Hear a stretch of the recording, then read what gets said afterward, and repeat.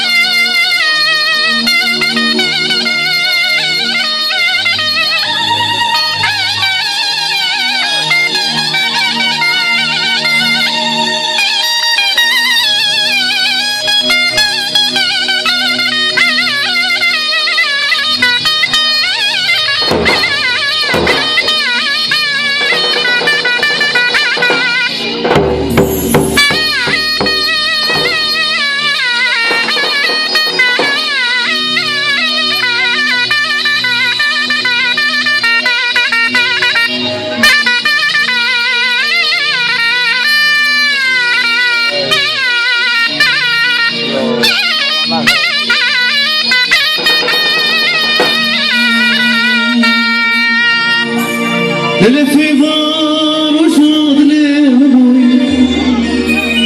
çınarında kadınam böyle, çok eşe.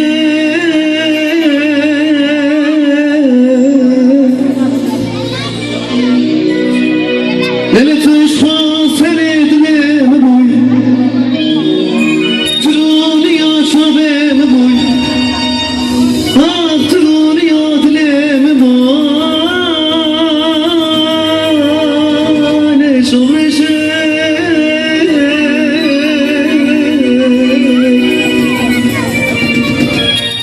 Lele bir nakin, te bir nakin,